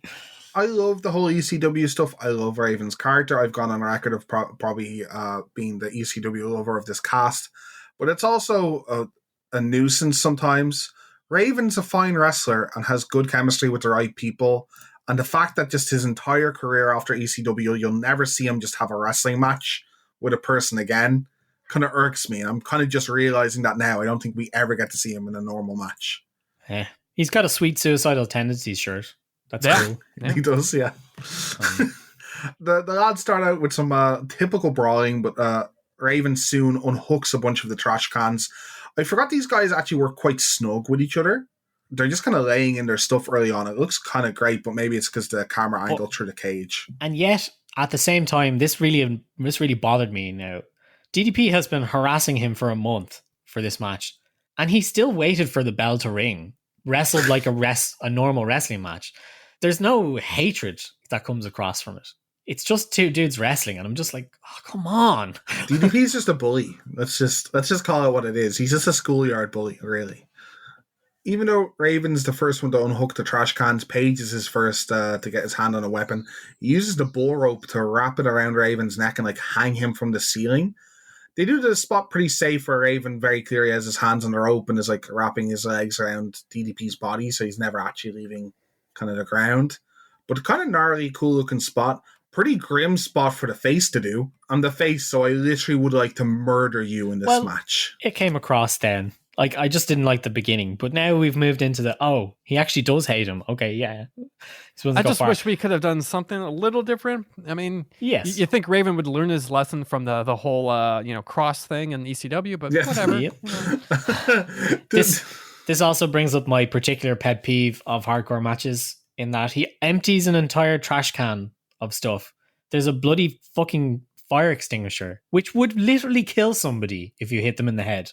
No, I'll get the bull rope. No, let me do the VCR first. Wrestlers love bull ropes. And I'm like, I get that they're thick ropes that would hurt, but like, it was my theory. I'm like, why does no one bring a gun to a hardcore match? You want to win that bad? There's guns in this match, by the way.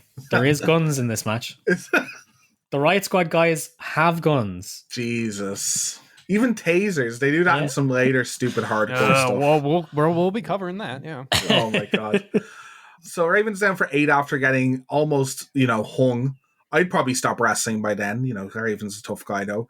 He gets to his feet and he's met with a VCR shot that leaves him down for a 7 count. And if you don't know what a VCR is, I'm not going to explain it to you. You're making me very sad inside. ECW. I didn't think we were going to get ECW chants, but yeah, considering the crowd, it wasn't likely. Yeah, no. There was 2 chants in this whole show, and they were very strange ones. So maybe it's more of a. Is it Massachusetts? Is this in? Yeah, it's Worcester. Yeah. Oh, yeah, maybe Worcester is more. That's the best pronunciation of Massachusetts I've ever heard. Thank you very much. Is this a more of a mark town that I know of, or? I don't know. Pretty sure this is the same time where Foley won the belt. Huh. Maybe it is that. Maybe it is just a big old secret mark town. Not tonight.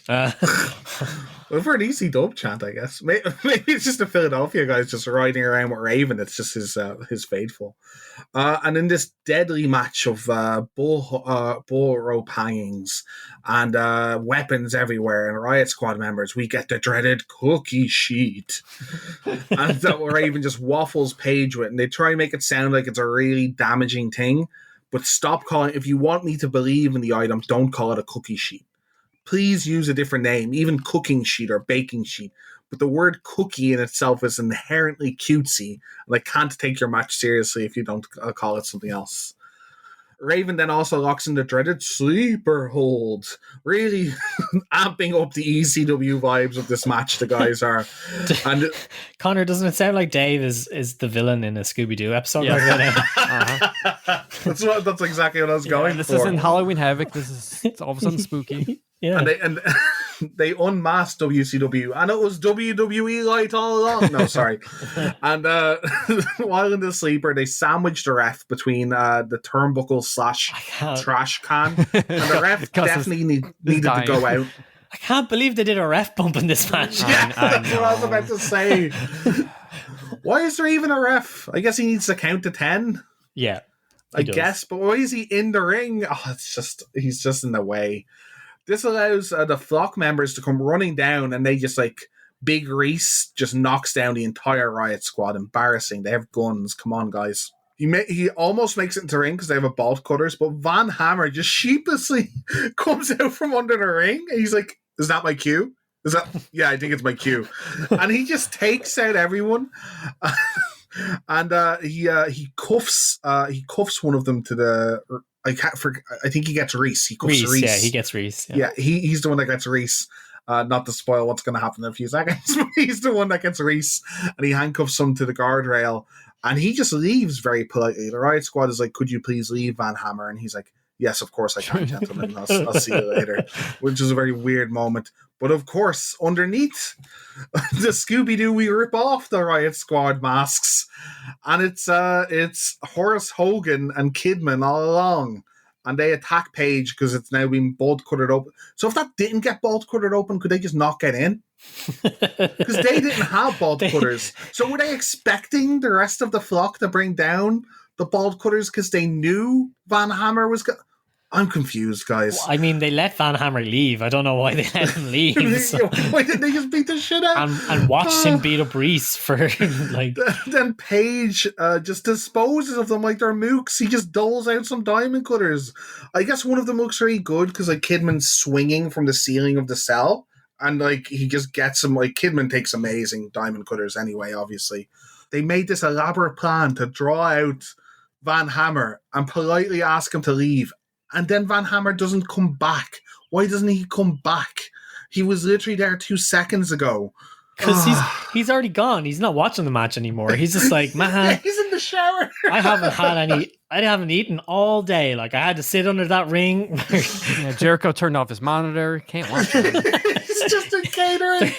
There's no coffee left in the drip anymore because Jericho had the last of it. Oh, It's so elaborate. it's like by the time he realizes what's happened, he's already across the street in the 7-Eleven. He's like, god damn it. Yeah, he sees it on TV there. He's like, I have made a tremendous mistake. This gives Raven time to hit Paige with the fire extinguisher and hit a Raven Flow DDT. Even flow.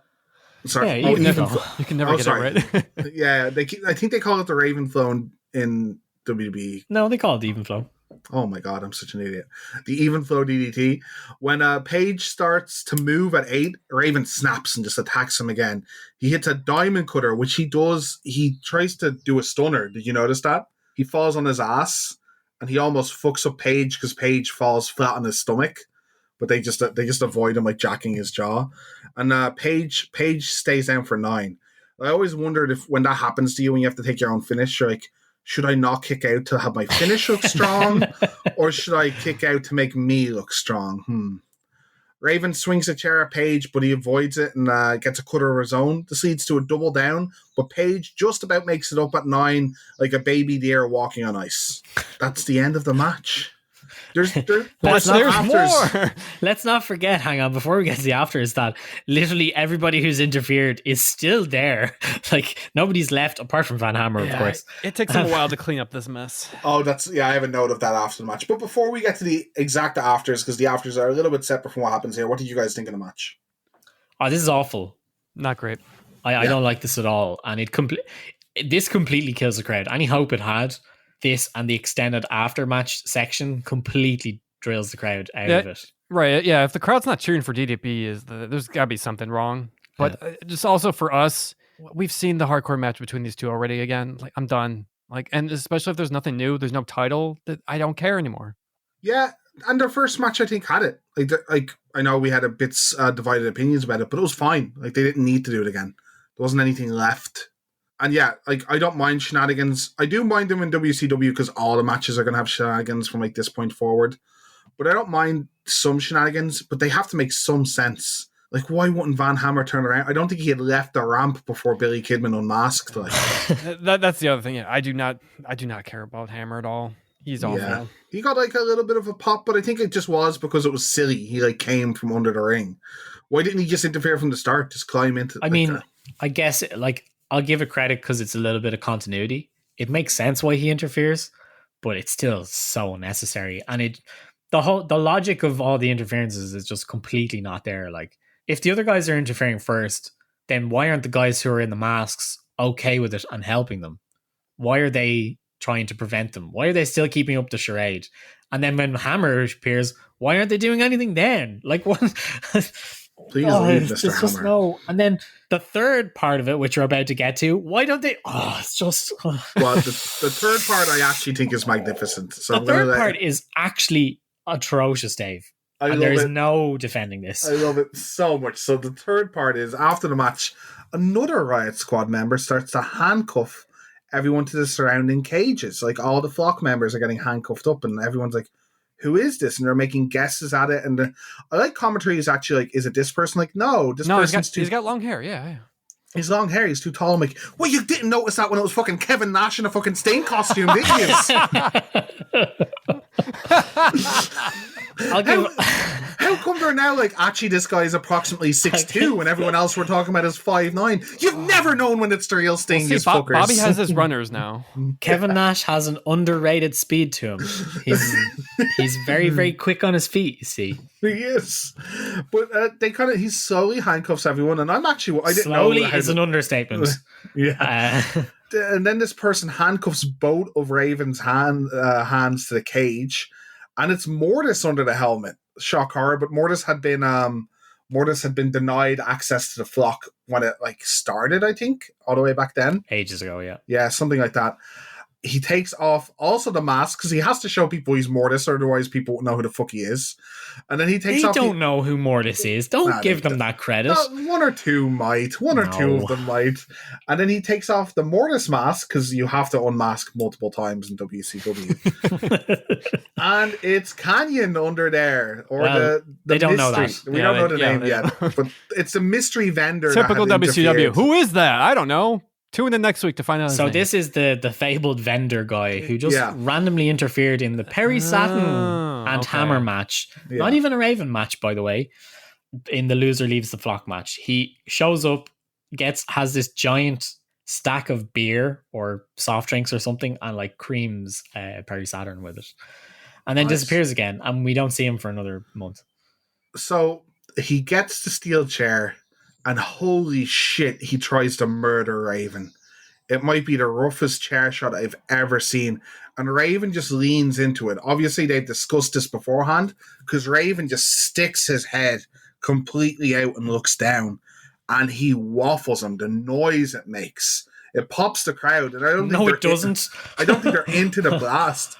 I think No. it gets a reaction from the crowd, but I don't think for the right reasons. They're not like, yeah, go mystery guy. They're like, holy shit, that man got murdered. We just witnessed a murder in the ring. It is a very, very stiff chair shot, which I, of course, do not approve of. But Well, at this point, wrestlers have not learned about handcuffs and chair shots. Yeah. Royal Rumble 99 has not happened yet. yeah, Raven's out after this, and I would well believe he was actually out after that chair shot. If Canyon can't take this chair shot, then who better? Chris Canyon, heat killer. I love Absolutely.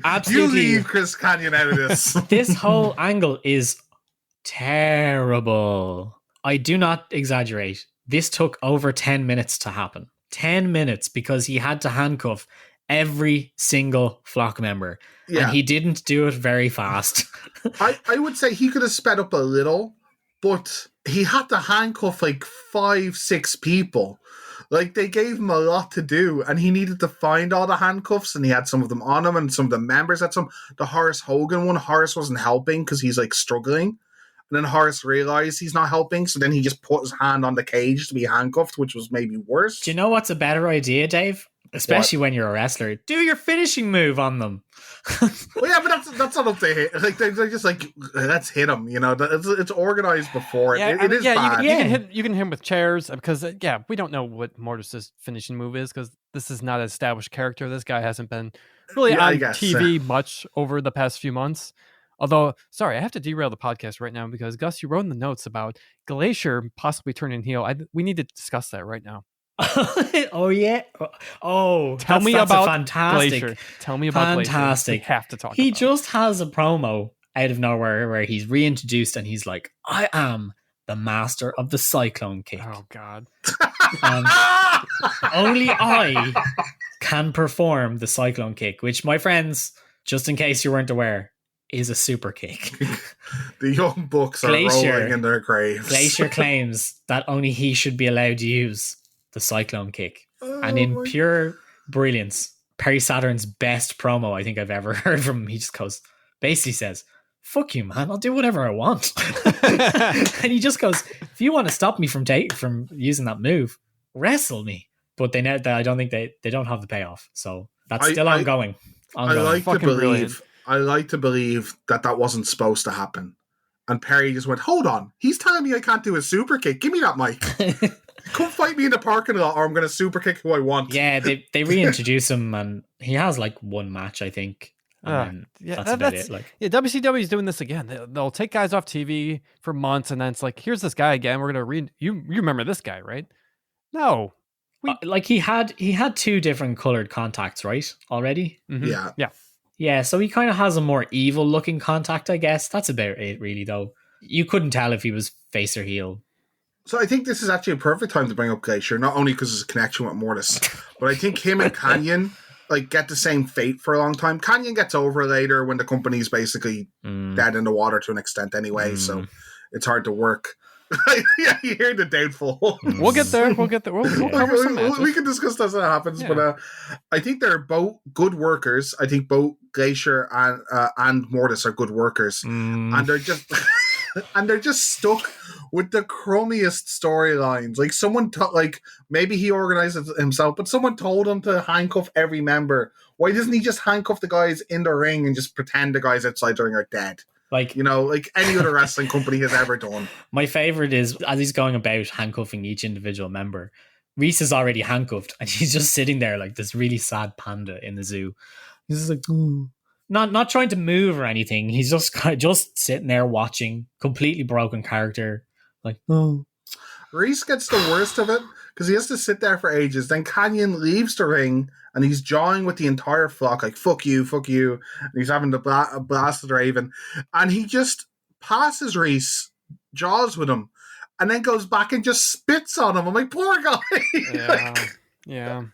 Poor Reese. What did he do? That didn't really add much. Why did you have to spit at the man? As Connor said, after this match, I just fast forwarded through this. They just threw at the commentary for like 2 minutes to say nothing because they had to clean up the debris. And when I say debris, they had to unlock 7 men from the side of random parts of the cage. And to sell match, so they had to have the cell go back up. Like in the middle of your card, there's just a cell match. Surprised WCW didn't fuck the order up and you just see in the background like guys hanging from a cell. Yeah. Oh, God. Horace, just stay up there, buddy. Just hold on. Yeah, man, this is not a good segment. It's wrestle crap. It is. On. I'm a Canyon Mark, so I'm hopeful and I like his unveiling. Too. But the huge problem with this, and we brought it up kind of before in other contexts, that there's diminishing returns in these turns, these surprises. But in particularly this night, I mean, we just had one like the last match. What? Like, give us a break. My question about this a little bit. I know we don't like to do too much like our booking on this stuff, but why is Canyon revealed at the end of the match instead of like revealed during it to cost Raven the match? I don't know, Dave. That makes sense, yeah. And then you don't have to do locking people in the cage. Just after Kidman goes in there, he just unmasks and he runs in like, that's the vendor. He doesn't even need to do the Mortis shit. He can just say he's Mortis on Nitro. Full time. Gotcha. Dave, why doesn't he do anything while the other Riot Squad members unveil? He's biding his time. My head hurts. It's like chess. My head hurts. It's like a delicate game of chess. Like, what I love is you've got 4 guys who take care of Raven, who are meant to be his security. So suspend your disbelief for a moment. And oh it's my not God, the I know fact what you're that, going to ask. It's so funny. How does this scenario construct itself without any of them finding out about the others? Who did Raven think the third member was? Like, do they all show up to the arena already dressed for work? Like, this guy going to the cubicle still with his helmet on, like.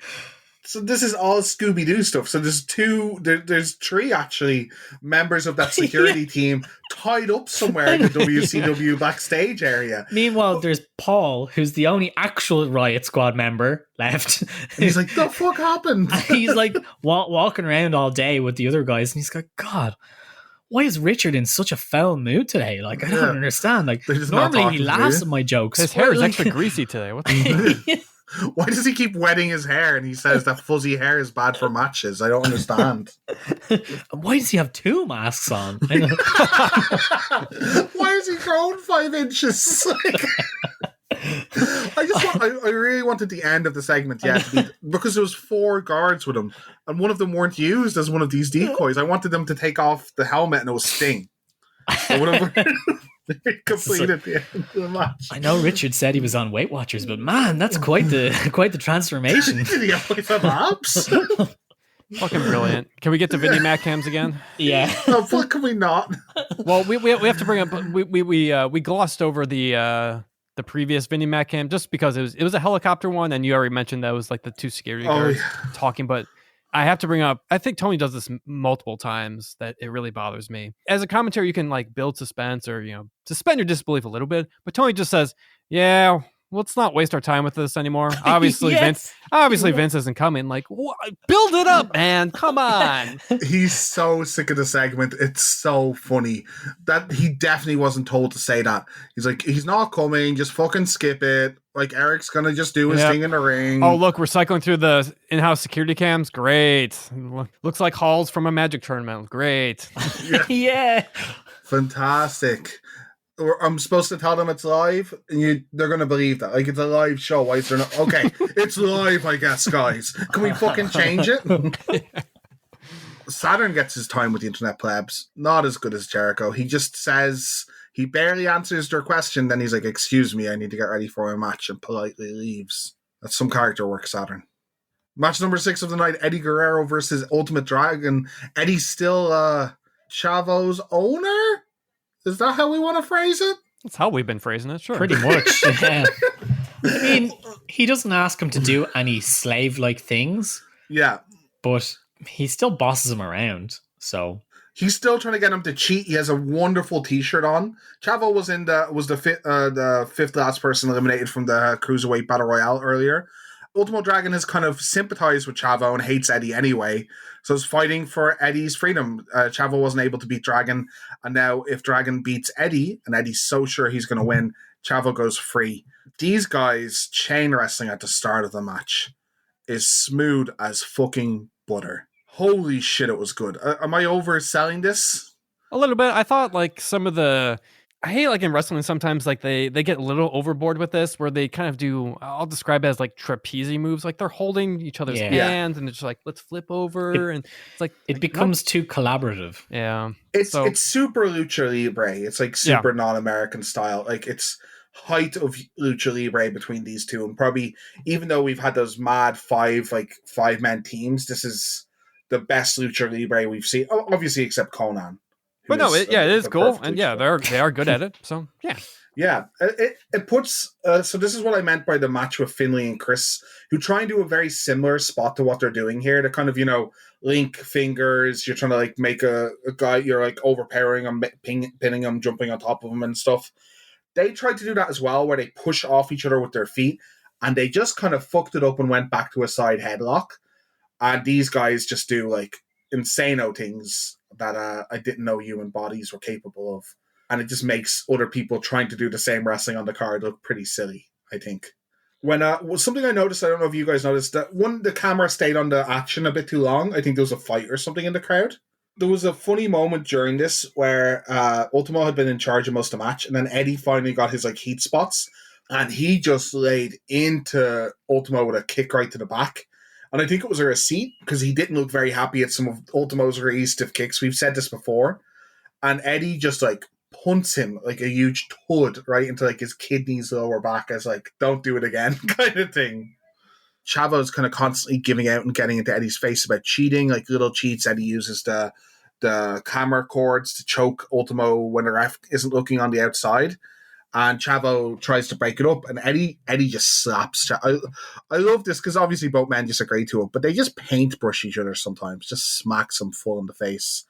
Eddie's being like the perfect snake in this. He's using like the tornado DDT, which is Chavo's finish, and trying to frog splash after it, but he doesn't quite get the frog splash. He reverses a dragon sleeper by getting a rope break into like a dragon sleeper of his own, brings it to the ground, and then puts both of his feet on the rope for leverage, even though that's not how leverage works. That would sleeper, work, yeah. But let's not get to that. Because it allows for this nice spot where Chavo knocks Eddie's feet off, and he's finally fighting back against Eddie. The crowd loves it. He's finally getting in Eddie's face, knocks his feet down, talking, just jawing with him on the apron. And Dragon goes for a spinning heel kick to the back of Eddie, but nails Chavo hard. Eddie takes his chance, snaps off a suplex, and hits a frog splash for the win. Post-match, Chavo is irate, and he's throwing Eddie into the corner and screaming, showing some real good emotion. But instead of snapping at Eddie, he can't make himself hit Eddie. He instead snaps at Dragon, starts paint pushing him in the corner, putting the boots to him. Eddie's like trying to break it up. He's going too far. And finally, a smiling Eddie gets onto his knees and offers Chavo a free shot, turns to cheek, offers him a free shot. And Chavo's winding up, but he just can't do it. And instead, finally, he just kisses Eddie on the cheek and walks backstage. He's been offering this on Nitros as well. This isn't the first time he's done that.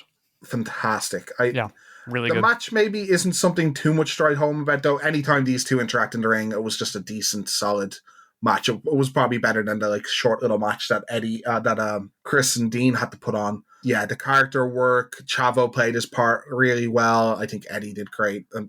How about you guys? Are you enjoying where the story's going, or maybe going a bit too long? No, I can watch these guys forever. Yeah, this was all post match stuff. I was really up for the actual wrestling match, but then I don't know, seeing a lot of empty seats and the commentary, like when Tane's not excited for the acai moonsault, like I don't know, I just can't get up for it. That's fair. Deflated is what I have written down. Mhm. Like that whole cage shit just completely ruined the flow of the match. Yeah, of the I show. can agree. Even. Yeah, Not we just go the from match. like complete bollocks to like something that's like very grounded, very like relatable, and like Classic storytelling as well, like just classic family simple. strife. Simple. Yeah, I also think maybe I was saying in the match, maybe the best translation of like very lucha storylines, of very lucha wrestling being brought to America. Because Ray is a nice translation of that, but Ray is like pinnacle of acrobatics. You know, it's very easy to find Ray lovable, even if the style doesn't matter. Just his free flow wrestling, his attitude, people love it. This is a super lucha storyline and like chain wrestling and stuff, and Eddie just brings that to the American audience so well, I think. Yeah, I really enjoyed it for what Yeah. it is, and they don't outstay their welcome through the in between pay per views as well. Like this isn't plastered every week, but it's just been bubbling over, so it's nice to have them on the pay per view. And if my recollection is correct, what's yet to come is excellent. Yeah, I cannot wait. Eddie's been the star of this podcast for me so far. I'm really enjoying all the stuff, and as much as I make fun of Chavo, Chavo's been A+ here. Surprisingly good. Yeah, his character work has actually been great. I have a feeling if I went back and watched Chavo's stuff now, a bit older and not starstruck by all the other wrestlers he worked with, that he's probably just really good all the time, and he just gets overshadowed by being of a generation with like freakishly good talent, basically in the mid card. But we can talk about it at a different time. We're going to go into the 7th match of the night. Of course, the momentum of the pay-per-view is broken up again by getting to see a nice big Vinnie Mac sign with a star on the locker room. It's waiting. They got it ready for him. They were ready for him to come. We fucking get it. I really don't care anymore. Goldberg versus Saturn. Goldberg being our US champion at the moment, having won it off Raven. This is the second time we're going to see these guys duke it out on pay-per-view. We thought they did a fine job last time, maybe a little botchy, but Saturn Goldberg was probably Goldberg's best match to date. Oh, I guess Raven. Maybe Raven, yeah. Both Maybe were Raven. solid, yeah. But both were solid, and we're going to continue Goldberg kind of working with solid mid-carders. We've seen earlier in the pay-per-view where this build-up is coming from. This was going to be a gauntlet match for Goldberg, but Saturn's kind of split off, as Gus said, unceremoniously from the flock to take it on himself. Has Goldberg been doing anything else on the Nitros, or is this mainly a flock kind of in a fighting thing, Gus? Just winning. That's what Goldberg has been doing, yeah. The main kerfuffle over this is that it was originally a gauntlet match. Goldberg had nothing to do with it. Like, he's no say in what's been going on. It was just announced, and for whatever reason, whoever won the match didn't win the belt. Raven won the belt. So, like, the flock was wrestling for Raven. So I think they were trying to establish that was connected to his grievance settlement, but it was never really explained. I don't understand how they just decided, how in kayfabe they decided to change the match to Saturn versus Goldberg, but there you go. I guess that makes a little sense if Raven's that greedy to make the flock fight for him. That's like Saturn's breaking point. But I completely get your point of why make him fight to be in the flock then a week before that. That's so silly. I just don't get, like, how does he just get to have a US title shot? Well, he's so tough. The one thing we left out a little bit of his promo, I love that. He's so tough he can just do it. He's like, I'm taking the title shot, and if flock doesn't like it, come fight me. Yep. Even though I definitely couldn't hang with this guy before. I guess he held his own, but still, it's like, you still lost, man. Also, he's like, flock, come fight me. If they come fight you, there's like 9 of them. They just beat the shit out of you, Perry. And then you wouldn't get your match. It's a very empty threat. I don't know. We just showed them that they got bamboozled by Chris Canyon. Well, of course.